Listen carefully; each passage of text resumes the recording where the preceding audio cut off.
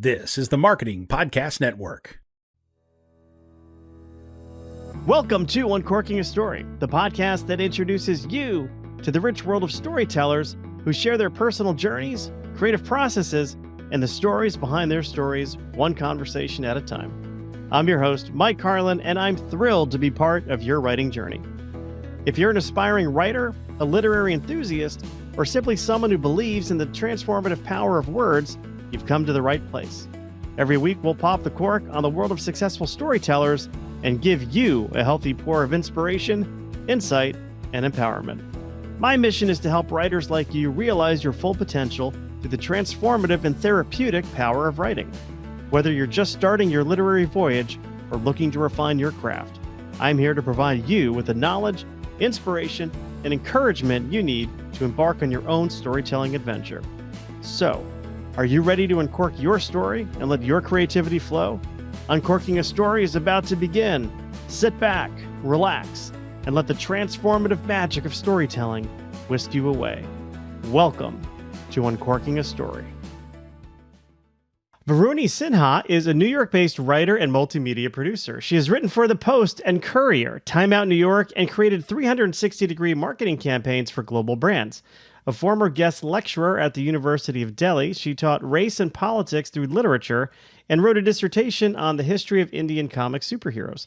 She joins me today on Uncorking a Story to discuss her memoir, Golden Handcuffs, An Immigrant's Pursuit of Happiness. Welcome to Uncorking a Story, Varuni.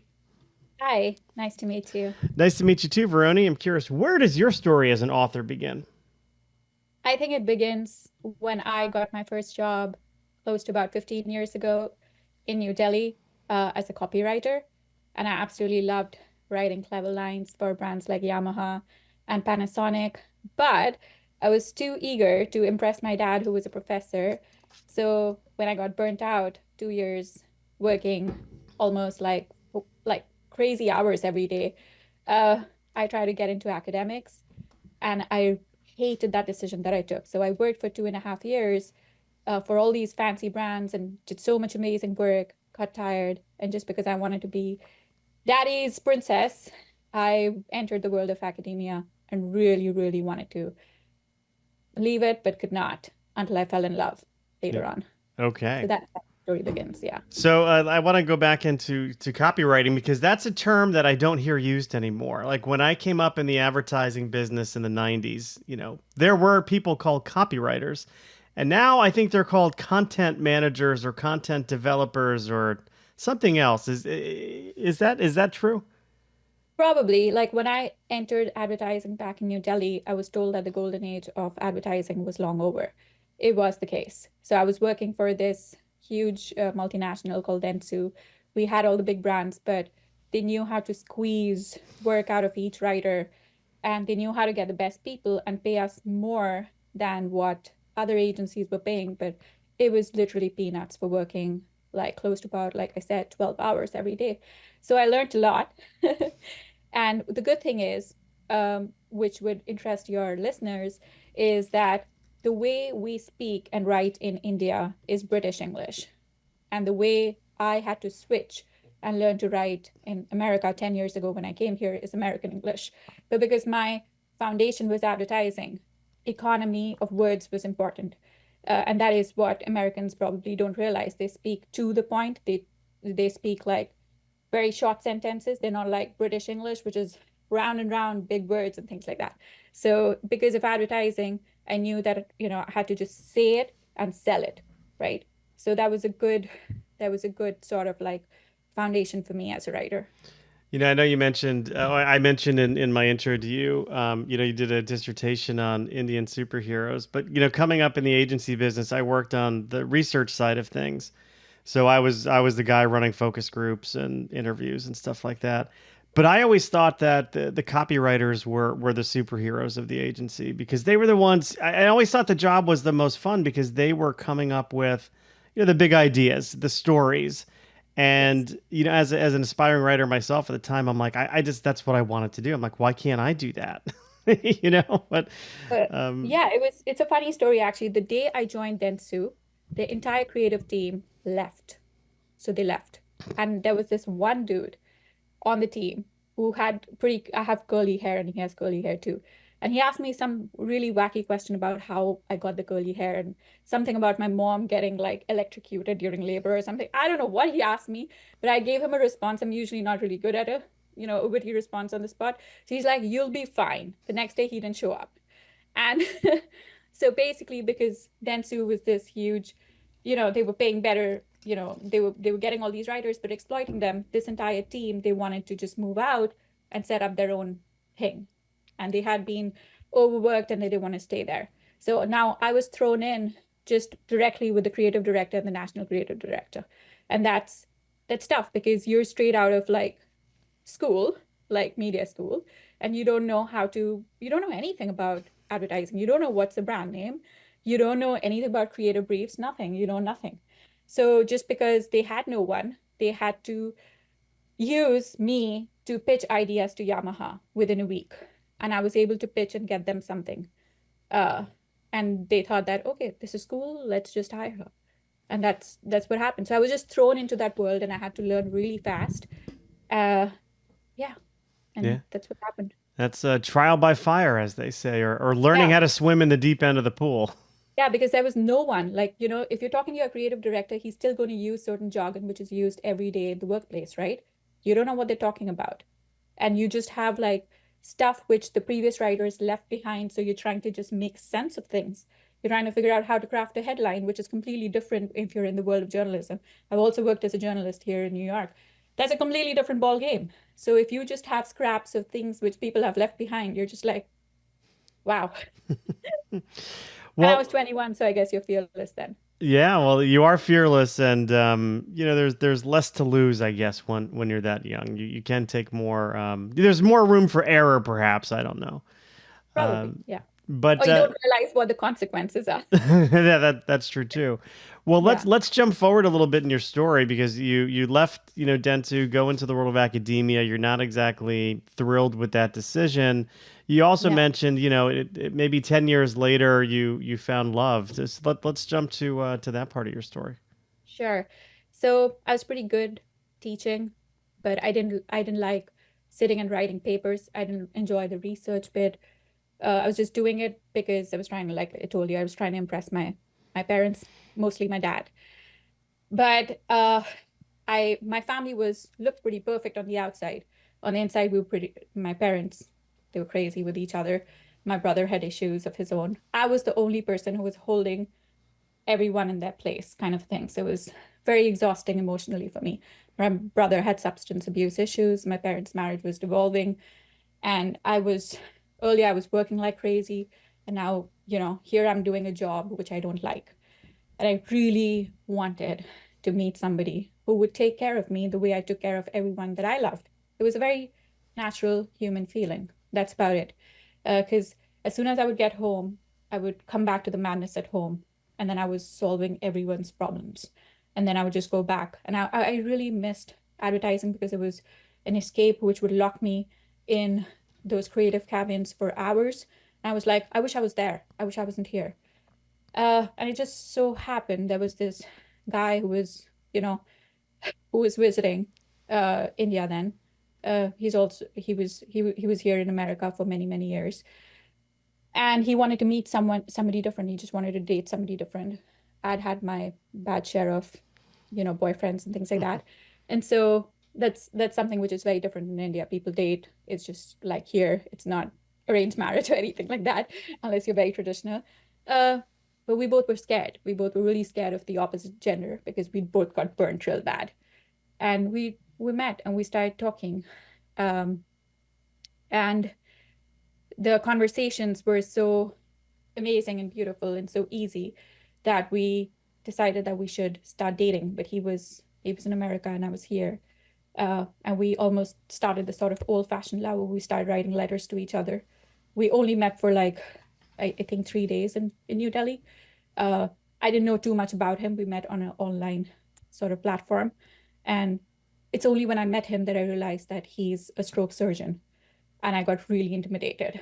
And I was like, wow, this guy's he's gonna really judge me for who I am, because what am I? I was just a writer who just left writing, and I'm an academics and I paint sometimes, but this guy, he deals with life and death issues. So I thought I was going to sabotage that date, but it didn't go bad.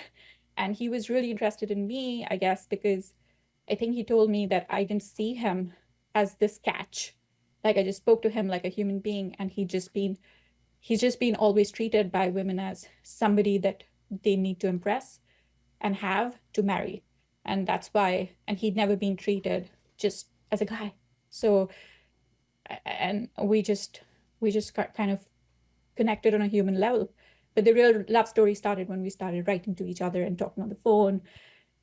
And yeah, and then I came to America only to realize that you think of America as what it is on the outside, and my life did turn upside down. Yeah, well, this is kind of getting into with the title of your book, "Golden Handcuffs: An Immigrant's Pursuit of Happiness." So, how difficult was it to make that decision to come to America, knowing that you were sort of the glue holding your family together? It seems like you were the peacemaker, and that's a lot of weight. I know that's a lot of weight on your shoulders. So, in some ways, maybe it's a relief for you to get out of that environment.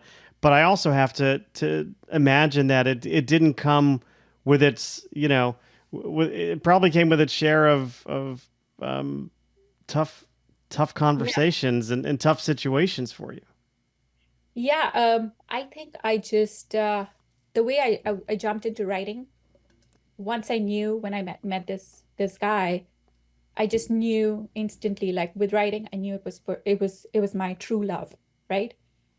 With this guy, and it's very strange. I knew it within the first couple of hours that I'm going to be with him. And it's very difficult for me to explain that. But when we started talking, and he's in another place, I'm in another place, and you know what relationships are like these days, right? You could be in the same city, you could be living in the same apartment, and there's no trust. If there's no trust, that's it, it's over, right? There was this instant trust that this guy is a kind guy, he's an honest guy, and I think he had the same towards me. And in such a fast-paced world where we have technology, where we just swipe left and right, to actually be able to write a letter or an email, to trust that if you have started this relationship, he's going to honor it or I'm going to honor it. There's no way that he knew what I was doing or what I mean, I don't know what he's doing in America other than what he tells me, right? So as we started talking, that is one thing I was sure of.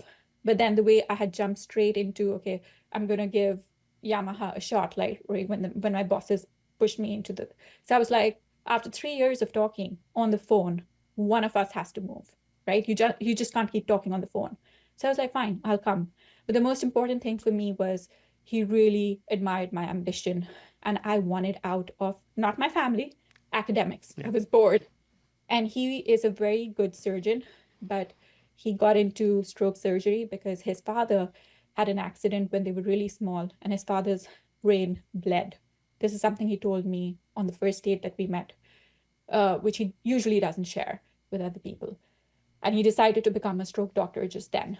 His father is still alive, but his mother passed away because for most of his life, um, she was the caregiver, and it was pretty tragic. And she was still alive up until a couple of years ago. Okay. But, to understand that struggle and to understand that this guy came from such pain and had used that pain to actually help others was something that, was like something I respected.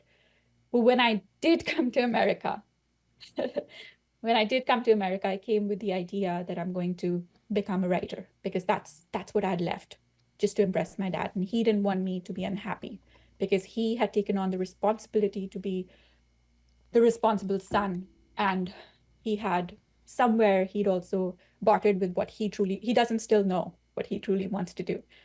He's just a very good doctor, a very good surgeon. But it came at a cost because he, forced himself to go that direction. And so when I got here, I realized that it wasn't that easy, that immigrants on the particular visa that I came on, the spouses, they did not have equal working rights, which means that they could, for many, many years before me on the spousal visa that I was on, they could just live here. They could support their husbands, but that's about it. They could go to school and study, but they didn't really have any legal rights to work. And I came in 2013. By 2015, the law was changed. And suddenly, these spouses like me would be allowed to work. And so I got the chance right away. As soon as I had my opening, I got into a great journalism school. I think I went to upstate, went to Newhouse. I got all the right things done. I'm really ambitious. And then my husband's a pusher as well. He's really ambitious. So he pushed me to try harder than everyone else. So I got placed in Time Out New York. I got placed in, good places in the city, even Guggenheim Museum. And my writing kind of just, because of my background in advertising, I was able to switch. But in the beginning, yes, there was a struggle because everyone's speaking English, but it's not the way I spoke English. I still used to think and write in my mind in British English. I would still use certain expressions which do not exist in American English. And so I had to learn to be very cruel to that part of me, which I had to let go of, because in writing, you have to be very open to criticism. And when it's coming from people who do not look like you or are not from the same country as you, you can be very sensitive about it. You can take it on your personal identity when it's not always that. So I had to learn to develop a thick skin when my work would come back with a lot of reds. and then just learn and read a lot, listen and watch a lot of American content and try and reproduce it, sort of like mirror it kind of thing. So that's what I was doing. So it's a very different journey because you're kind of like translating between two different kinds of English, but you have to learn to dissect which is which. Right. I mean, it's not too dissimilar from your experiences with Dentsu, where you're kind of it's trial by fire. You're kind of being thrown into it, and when you're finally able to work here, it's somewhat similar in that you're not only, kind of getting back into writing, but you have to learn a different style of writing or a different, so you are. You are kind of the learning curve again is somewhat steep, I imagine. Yes. For those few years where you weren't allowed to work, how did you? Because you sound like a very ambitious person. How did you deal with that? And how did you kind of overcome it? So the real struggle was actually not then, because when I came in, the entire focus was just to get into a great university. And it was just like, you're here, you have to apply to as many universities, you have to get into the top schools. Barring Columbia, I got through most of the journalism schools, which were close to about 13 or 14. So I was just constantly doing that. Then you get thrown into boot camps, like journalism boot camps. Then you're trying to build your entire resume, your bylines and things like that. So it was very busy, right? Soon after that, I'm in the world, which allows me to work. But what really, the real turning point in my story comes when I got a job, my first job in the city. And I started doing well, but I started doing well in a way that did not suit well with my senior editor. I had a very good working relationship with my CEO, with my editor-in-chief, but I could not exactly read the room when it came to, because I'm not from here. I couldn't understand that I was threatening the person who was in the middle. And unfortunately, because of that, I got played by she had played a lot of other people in the writer's room. And before I knew it, at a time which looks like this in America, where immigrants were looked at in a way which might be slightly, threatening, I did lose my job because she was able to convince my editor-in-chief that my writing sucked and that she had to work harder on my work than what I could prove. And that is you just get gaslighted and you don't understand what's going on. But that was the real turning point, because up until that point, I had figured out that I'm going to be on an independent track from my husband. So I became a student. I was on a student visa. I was trying to go completely independent. But when I suddenly lose my job, I was forced back into the hellhole of the spousal visa, which during that time, which was 45 years ago, No, which is around 6 to 7 years ago now. Yeah, the stigma attached to the spousal visa was pretty intense. So I was thrown into a world where every day I'm applying to jobs, I'm going to interviews, but as soon as they hear that I'm on that visa, they get spooked and I just don't get the offer. And that lasted for close to about 3 to 4 years. And this was before the lockdown, where every day I'm applying to jobs, every day I'm going to I'm networking, or I'm trying to figure out through my other colleagues and, other classmates who are now placed in different, media houses, how I can even get like the most basic job. And it was soul crushing. Yeah. Is it because they just don't want to sponsor the visa and all that? Or what's the resistance? Yeah, just help educate me a little bit more on Sure. why it's such a stigma to have the spousal visa.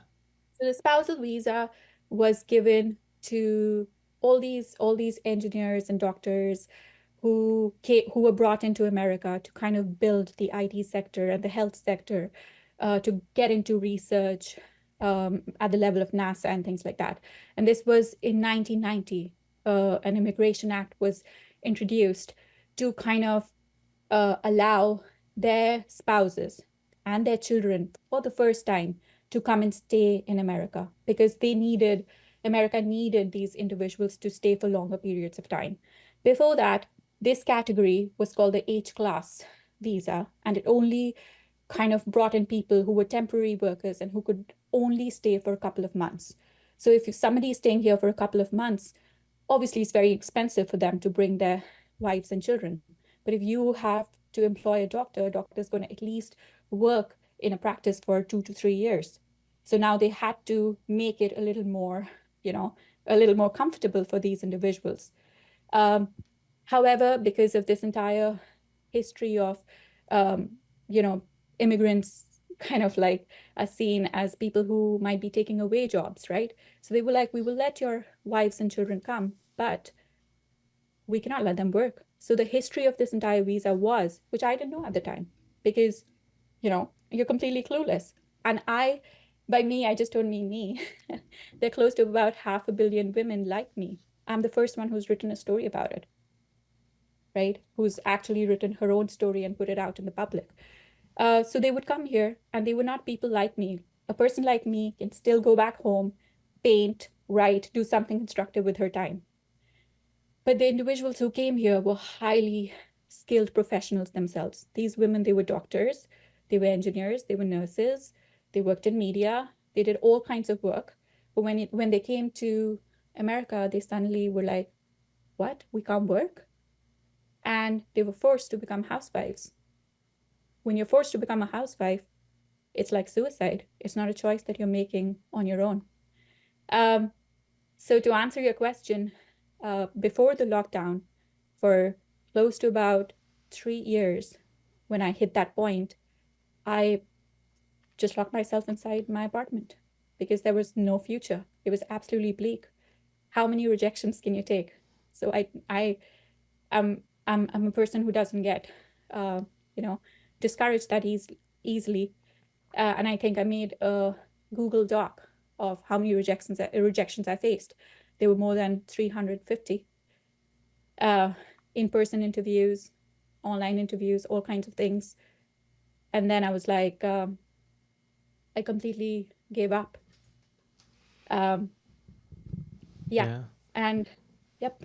I was going to say 350. That's the number of agents who rejected my first book. Yes, you understand. Yeah. But speaking of books, when did it sort of dawn on you to put your sort of story into book form and share it with people? When did you start writing it? So something very interesting happened to me after those 3 years. Those 3 years were complete darkness. And the only person who believed that I could break that darkness was my husband. And he constantly would come back, and he would constantly come back from a really long day at work and tell me, I don't want you to quit. I don't want you to listen to anything anyone's telling you. I know you're an incredible writer, and I want you to go out there and still take chances. And this is, you're saying that to a person who's completely broken, that for a while, I did not hear what he was trying to tell me until he actually forced me that, I'm sorry, if you're going to stay with me, you'll have to put yourself out there. So I started taking all kinds of bizarre chances. Like, for example, this was just working without pay. So there was this millennial magazine, and they were looking for all the things that you should not do when you're applying to jobs. And I had done all of those things because that was my life. Yeah. Right. So I started doing a column for them. The only condition was that they needed me to write funny articles. And it was funny. If I looked at my situation, it was funny. It was tragic, but you could turn it funny. And so that's what I did. And the guy really loved it. And my articles somehow did really well on his magazine. I got other such offers which did not involve any pay. And I started grabbing them just because I needed something to do. An intelligent mind needs something to do. But the real bizarre thing that happened during that time was that my relationship with my husband had become very tough because I blamed his visa and our marriage for having brought this upon me. So he thought that there needed to be some distance between us. He wasn't going to leave me, but he's like, it's better if I move to LA and you stay here in New York and figure this out for yourself, And so he left me and he went. But before he went, he got me a dog, a Goldador. And I'm like, what the hell am I supposed to do? He's like, you'll figure this out. So I would walk around on the streets of New York like a lunatic with my dog the whole day because I'm like, what will I do at home? So I was taking up all these opportunities, right, to write and things like that. I was still forcing myself to go to evening school. I was learning how to make films. I learned screenplay writing. I did all kinds of courses. I've done so many courses in all these evening schools. But for most of the day, I was walking on the streets of New York. And randomly, just maybe because I was so lonely or there was something weird that happened, people started walking up to me and just talking to me. This was not like I was not like Humans of New York with a camera going to people. No, it wasn't like that. People would walk up to me and they tell me bizarre stories from their life. Like this one guy who came up to me and said, really good looking guy, around like 6 feet tall. And he's like, he lost all his weight by smelling his shit. And his shit would tell him, his shit would tell him what his gut was like, what his gut felt like. And so he started changing what he put inside his body by just smelling his shit. So stuff like that, and people would just go on and on and on, and they would talk to me. And again, this was a time like this time in America where things were crazy with politics and everyone was suspicious of everyone and the country was being torn apart. And I'm outside talking to all these bizarre people who were sharing all these stories with me. And I felt really alienated when my husband left me. And I felt really like this country doesn't want me because clearly I don't even have a job. I don't even have like a basic job, right? So I felt like, Americans don't want people like me around. But when I started walking on the streets and all of these people started like coming and sharing their stories, I would go back home and I would sit and just scribble these stories down. And these stories came from Black people, white people, Latino people, homeless people, and they're very strange stories. And they slowly started healing me. And after that, I decided that I really wanted to do something with these stories or for these people. And I actually understood when people shared what they were going through on a daily basis. I realized the skin color, politics, media, whatever, all everything that we're seeing around us right now, we are being played like pawns. Yeah, absolutely. And I realized that we're all human beings on either side. And I decided that day that I'm going to go and I'm going to work for this. I want to work for the homeless in New York. So I looked up which place would allow me to work, just voluntary. And there was this place called the Bowery Mission. And they were looking for people who would help teach their, poor kids in certain neighborhoods, in this case, East Harlem, art and creative writing. So they were like, why don't you come? So I went there, and that was the second part of my healing. I thought I'm going to teach kids and I'll be doing some good. but they were helping me. Yeah. Kids helped me. And Yeah. so slowly, my entire perspective on life started completely turning, because I still had a beautiful apartment in New York. My husband was in Los Angeles, who appreciates these things. I did not. When I wasn't getting my job, all I could focus on was that I'm a complete failure and my marriage is falling apart, right? So these were the only things which held me back, that this country doesn't like me. And all of these things became bigger in my head. But when I started walking on the streets of New York and started working with people who were actually so poor that I couldn't even understand how they were getting through their day, right? That's what shows you that, you think you're suffering unless you see the other side. And Yeah. so that's when I think I had the first idea of trying to write the book. But then again, it was my husband who was like, I think, Varuni, you should write the story. Well, it seems like for the first time since coming to America, you felt really seen. No, but and it's interesting though. You feel seen by some people who may not be 100% sane. Somebody comes up to you and starts telling you how he lost a lot of weight. That's did you ever run into that guy again? I mean, So yeah, there were these moments where there was this other guy who was selling off his entire vinyl collection, and he used to live in Williamsburg when Williamsburg was absolutely a shithole, yeah. and then now it's become the Williamsburg that it is. And he didn't like the Williamsburg that it is anymore, so he was just selling off all his things and he was going. The next day, I bumped into him. He had no idea that I was the same person. There were these bizarre things. It's like almost I would just meet somebody and they would just start talking, and I can't explain it. It's in my book, but like the things that they would tell me were sometimes also very personal, like about what's going on with their wife. There was this guy who had some sort of a surgery, and he told me that they had to remove this part of his entire like throat or something like that.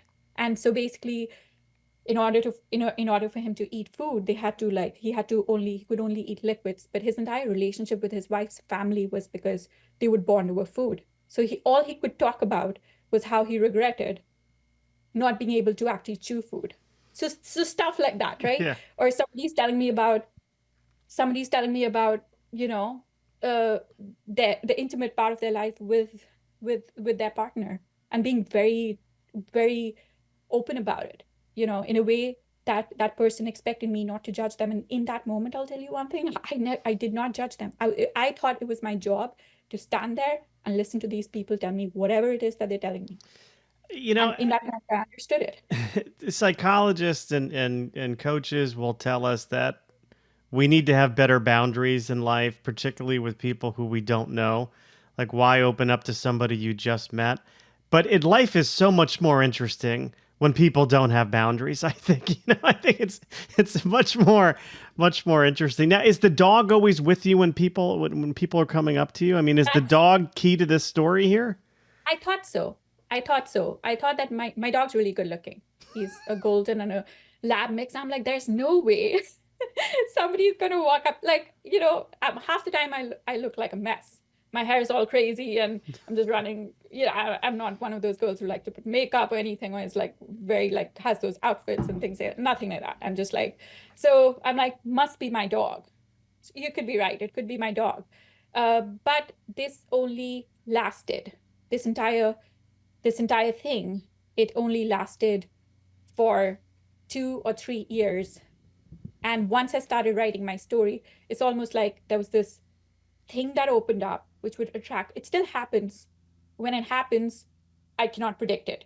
But during that time, it was just like very intense. It was happening on a daily basis, morning, evening, the next day. It was happening at a frequency that I cannot explain or even understand why it happened during that time, until the point that I was forced to actually sit down and write my book.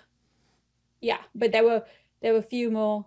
There was something else which did happen, which hit me hard, and that is when I was like, I got to write this book because this book wants to be written. Yeah. Yeah. Well, it's like a gift from the universe. Like there must be an energy about you where people just are attracted. Yeah. It's Yeah. like I told you, I don't know why it happened during that period, but uh, then I did start taking my camera because I was trained in a journalism school. I have a DSLR, so I would take my camera, and sometimes I would take photographs. So I would roam around in the city, and from a distance, from a safe distance, I would take some street shots. If I liked a subject, I would take like a shot, but respecting the rules of street photography. Um, but yeah, there was this day where I was taking a photograph from a distance, and it really angered the person whose photograph I was taking, because somebody else walked up to him. I was at least like half a block away, but that person could tell that I'm, focusing on that guy. And he walked up to me. He was this big, burly man, and he was really mad. And I knew he was going to come and hit me and smack my face or break my camera. And he shouted at the top of his lungs, and he was like, "Get out of my fucking country, you Indian girl." And everybody on the street turned around to look at me, and I was shit scared because it was actually physically, I was in a vulnerable position, and he could have come and harmed me. Uh, there were a lot of other racist slurs and things like that, but something inside me told me that I need to just stand up for myself. It was like, "You have no right to say that to me."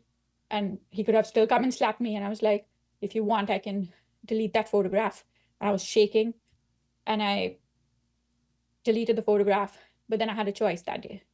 I was really scared, and I was like, I guess I have to just abandon this stupid experiment. This can be very dangerous. I'll just go back home. And something told me that if I do that, I'm going to be scared, and I'm going to lock myself inside that apartment again for another 3 years, and that's the end. That's what's going to happen. So I just stayed with the fear, and I decided to just go to like another part of Manhattan, and just within I think 10 or 15 minutes, I met a really kind guy who told me his entire story. And he told me about all his visits to India. Like, he'd also been to parts of India where my mom had grown up, all of that. And he saw the camera hanging on my neck, and he was like, "Won't you take my photograph?" And all along I was thinking that, I really want to take this guy's photograph. And that day convinced me that you're going to see both love and you're going to see hate. You have to choose to focus on the love, and you have to stay with the fear of actually somebody coming and hitting you straight in the face. I think it's symbolic, but it changed the perspective. It was a perspective shift, which was much needed. And I was able to focus on the fact that if I continue with this journey, it's going to take me to someplace more positive. Yeah. And then basically, I was already prepared for the lockdown before the lockdown happened, because when the lockdown did happen, my husband went into, all these surgeries, but I would have lost him, actually, because a lot of people in New York City, when it was the epicenter of the spread, they started getting strokes. And my husband initially went in without any PPE, without proper adequate protection. We wrote a will during that time. And it was during that time, within the threat of, this actual threat of losing the man who I loved so much, who had actually brought me out from this darkness, right? Because he just believed that I could write, that I actually started writing my story during the lockdown. Mm-hmm. When every day the sirens are going off, and my husband had lost his colleagues because of overexposure to the virus. But he was like, "If this is your chance, then this is your only chance." So I started writing my first few pages during the lockdown. During the lockdown. And it's, I mean, in some ways, it's an environment conducive to writing, because you can't do much. You're almost forced to do it. Fortunately, you like writing. And by that point, had he moved back to New York, or was it still? Our relationship had started healing because of my, like these strange experiences on the streets, my dog. And also he knew that he needed to leave me in the city. There was something that the city was doing to me that he understood. And he, sometimes you need the distance. And he just had the wisdom to kind of step away from, because if you completely turned against your spouse, which I had, I'd become a pretty crazy, raging person. And I would, because I was just blaming him so for everything, which in a way, technically you would say is true because the spousal visa is only possible if he's my spouse, right? Right. But the thing is that he saw something. He saw the beginning of something, and I think that that's a very who can sense that. I think in that sense I'm very lucky, but it's also a very unusual sort of a love story if you think about it. If someone looks at it from the outside, they'll be like, what a cool guy. He just left his wife like that and went away to another city. But no, he knew somehow that I'm going to emerge from it, and New York will help me emerge from it. But the real challenge was like, when they say that writing is tough and you need to stick with the fear, my fear during the time that I wrote the first few chapters was that I could actually lose my husband. If I lost him, I would be forced to go back because I don't have any right to stay in the United States of America because I'm married to him. Yeah. If anything happens to him, I have to go back. But that was an actual fear during the lockdown because he was being exposed a lot to COVID patients. Yeah, he was one of those guys people were banging the pots for at, 7 o'clock in the evening during shift change, right? It's Right. And so he told me these exact words: we could actually die. This is your only chance to write the story, and nobody knows what people like you and me go through. And we're just an example of what a lot of other immigrants go through, especially in the South Asian community, but even otherwise. And most immigrants are just too busy just surviving, like you can tell by my story. Yeah. So we're just so busy trying to figure things out and survive. We're literally like, day to day. Even though I am married to a person who has all the economic means, you wouldn't know how difficult it is behind the scenes. And an average American does not know. And so he really wanted me to sit down and write this story. So you got the story out. Obviously, it's out because it's in book form now. What's the biggest lesson you learned about? Well, I mean, you've been writing for a long time, but I know writing, headlines and writing copy is a lot different than writing a memoir. What's the biggest thing you learned about yourself by writing this memoir? It can be very healing. It can be very healing, and you understand so much about yourself, all aspects of, where you're from, your origin story, how you behave as a character if you're placed into different, almost like you're looking at yourself from the outside in. But the most important thing is that I think people think that a book is written just in one sitting or in one go, or that there's this magical, there's this muse which dawns upon you and you just come down and you write. Like, no, it's not like that. It's very messy. It's like the way I was thrown into my advertising agency with scraps of paper from my previous colleagues, and I had to figure out, how do you really write content for, say, a pitch, right? So the most important thing that I had to realize was that, yes, it requires discipline, but you have to lean on resources, and that might also mean certain people. So I found somebody, her name's Amanda Turner, and she is a New York Times bestselling writer. She's written more than 10 or 11 books, and she became my mentor and coach. She was very invested in providing a certain support to me. So I did struggle for 2 years to just get the discipline right without any help and this and that. But the most important thing that I learned early on in advertising was, when you have a deadline, you'll get words on the page. If you don't have a deadline, everything else in your life becomes more important than the words on the page. And because my husband had imposed this deadline that if you don't write this book, we'll actually die. That's how I got the first manuscript out, like the first version, right? Which was still shit. So you have to be okay with your writing being bad. You have to be almost like it's like, nobody is in perfect shape, actually. Like, social media is like, fucked it for us, right? If anyone goes in front of the mirror, we all have flaws. So that's how you have to be about writing. You have to be able to see the nakedness of your writing and be okay with it. And then take feedback, take criticism from somebody who's more equipped to tear it down remove the parts that don't serve the story and plug it in. You have to be able to not love what you're doing the second time, the third time. So first of all, the first draft usually involves just getting it all in. Yeah. So things like NaNoWriMo and all these things help, right? So I did do all of those challenges and things like that. I did go to writing groups in the city. There's a group called Brooklyn Women's Writing Group. I still lean upon them. I lean on resources like Focus Space, which is another great resource. So you find things that will support you, but you need someone who is willing, who's more experienced than you, willing to tear your story apart and actually helping chisel out a very interesting tale. And so far, what I can say from the people who are reading the book, and it's a big book, it's 444 pages, is that once they get into the first 4 chapters, they can't seem to stop. Yeah. You mentioned that first draft, that first manuscript was shit. And I'm curious, did you smell it to figure out how to make it better? I did.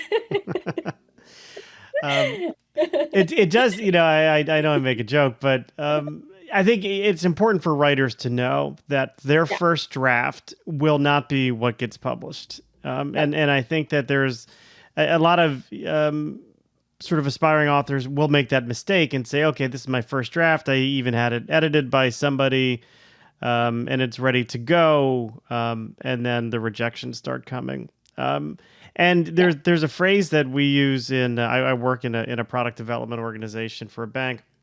There's a phrase we use, which is fall in love with the problem, not the solution. So the problem is, hey, I've got the story. I need to get it told. The solution is that first draft, and you have to be willing to sort of tear that down and build it back up. And a lot of that comes from feedback from third parties, feedback from your agent, from your editors, developmental editors or content editors are, that's what they do for a living. And it's so critically important not to get offended by the red ink that they send you. Yes, absolutely. Because the first rendition of this book, and it's been through 11 or 12, and it's been through Amanda Turner as well as her editor, who's even more brutal. His name's Ross Patty. He's done more than 40 books. And he can be very clinical.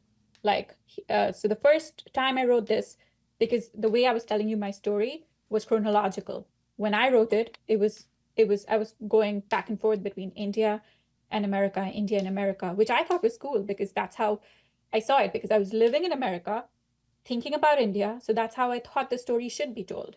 But it was so confusing for the reader that Amanda totally was like, I'm sorry, this doesn't work. So she struck out a lot.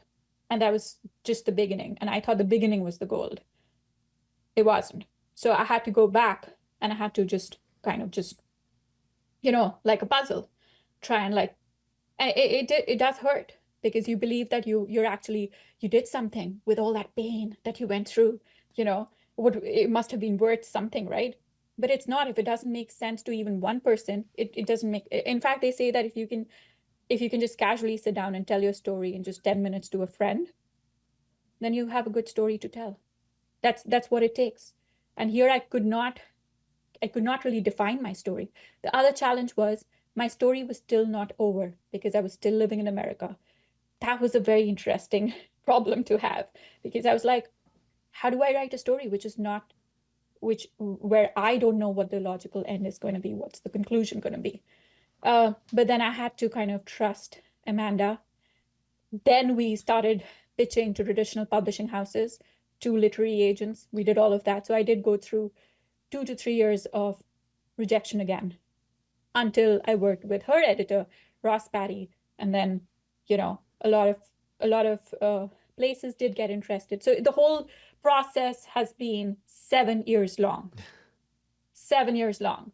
But what I can say now is that I'm happy that it's a book that I'm proud of.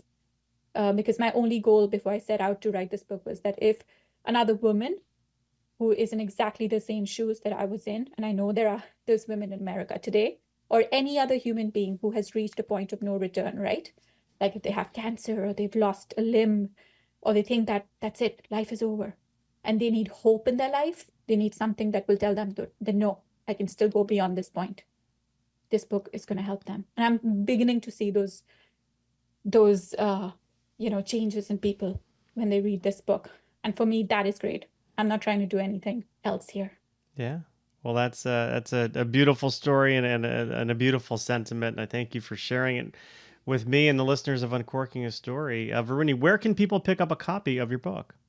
Sure. You can just go to my website, varunisinha.com, or just look for Golden Handcuffs and Immigrants' Pursuit of Happiness on Amazon, and you should be able to find it. All right. And I know that, you talked about social media a little bit earlier. Are you active on social media? Is that something that if people could want to follow you, are you on Instagram or Facebook or anything? Yes. So on Instagram, I'm very Sinha Arts, and I can send that to you. Or do you want me to spell that? No, it's fine. I'll put it in the show notes. Yeah, and when I was going through this entire experience, I did create a Facebook page, which I have just reactivated.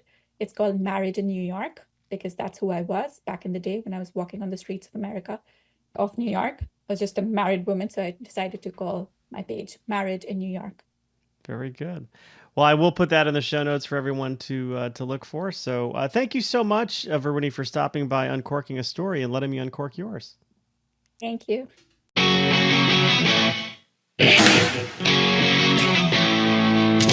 Thanks for listening to Uncorking a Story. If you'd like more information about today's guest or to find out more about Mike, go to uncorkingastory.com. If you enjoyed the show, please subscribe, rate, and review us at Apple Podcasts, Spotify, or wherever you get your podcasts. Tune in every week to hear Mike Carlon uncork a new story.